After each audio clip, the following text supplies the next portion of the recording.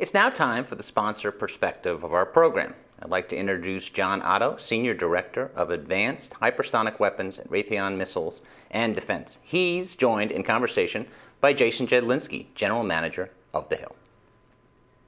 Great to be here with you today, John. Thanks for making the time. Let's start with the latest news around HACM, that new Air Force program. What can you tell us? Thanks, Jason. As announced a little over 2 weeks ago, Raytheon Missiles and Defense, in partnership with Northrop Grumman, was selected by the Air Force to develop the next generation hypersonic attack cruise missile. This is a tremendous opportunity. It's something we're very proud of. We recognize what the Air Force has entrusted us with, and it's something that we don't take lightly. Our goal with the program is to getting something out into the field as quickly as we possibly can because our warfighters need the capability. The one thing I would like to say about how we've approached this system to support getting this HACM out into the field as quickly as possible is we've always focused on a prototype development approach. And what this means is you're trying to drive a lot of traceability between the system that you're demonstrating and the system that you're ultimately going to field. And by doing this, you limit the amount of rework it takes to get a system fielded in the warfighter's hands. In many cases, on a demonstration program, you focus on a demonstrator and you take an expedient approach to getting it to a test relatively quickly. And what you wind up testing doesn't have as much traceability or commonality with what you're ultimately going to field. This leads to a significant amount of rework that takes time, it costs money, and it delays getting a capability out into the field. So we believe our approach is better for the warfighter. We've demonstrated also through that this approach will work through our work on the Hawk program. We've had 2 successful flights on that program. We intend to take what we've learned on that program and drive as much commonality between it and what we're going to do on HACM. We're also going to leverage the data that we gathered on that program as much as we can to help speed the development process and improve our digital engineering capability to get a system out into the field as quickly as possible. You mentioned your partnership with Northrop Grumman. Can you expand on that and maybe share more about other partnerships that are playing a role in HACM? Yes, certainly. Our partnership with Northrop Grumman started in 2013, and we signed a teaming agreement in 2019 to formalize the agreement and to use their products going forward. What's made this a great partnership going back through the Hawk program is that they've got some great capability in terms of propulsion and energetic subsystems. And our ability to take those novel and promising technologies and integrate those into systems that provide the warfighters with the capability that they need is our strength. So you combine those 2 ingredients and you get a really good partnership. As far as other partnerships are concerned, we want to continue to develop the partnership we've developed on Sci-Fire with the Air Force, and we also look forward to developing a partnership with our Australian partners and leveraging the capability that they bring to the HACM program as well. Beyond that, we also work with universities. It's important that we start working on the next generation of hypersonic engineers that are going to come in and further develop these systems.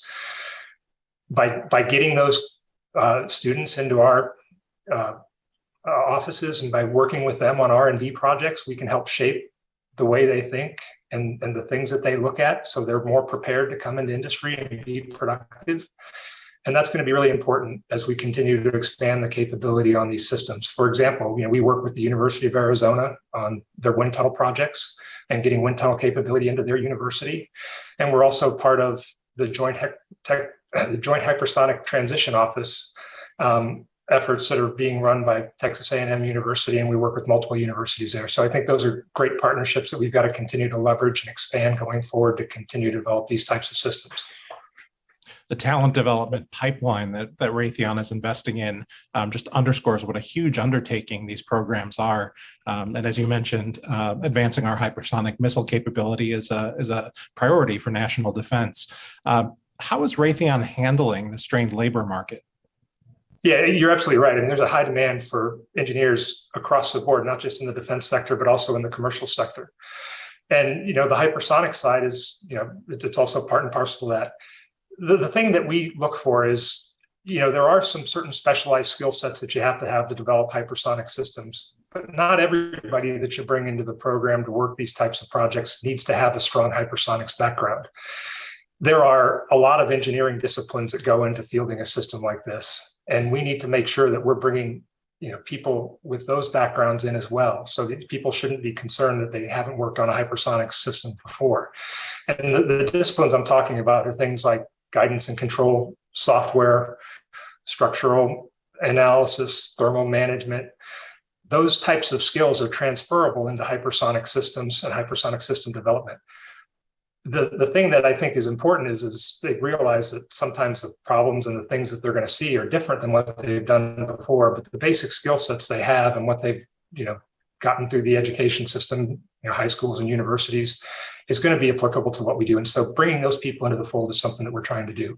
As the demand for hypersonic systems continues to grow, we've got to make sure that that pipeline is filled.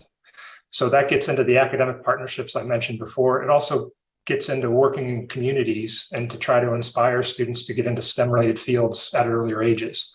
That's going to be really important to make sure that that there are people continuing on at the universities to become engineers, and that's going to help us continue to evolve these systems and maintain national security going forward as the demand for these systems grows.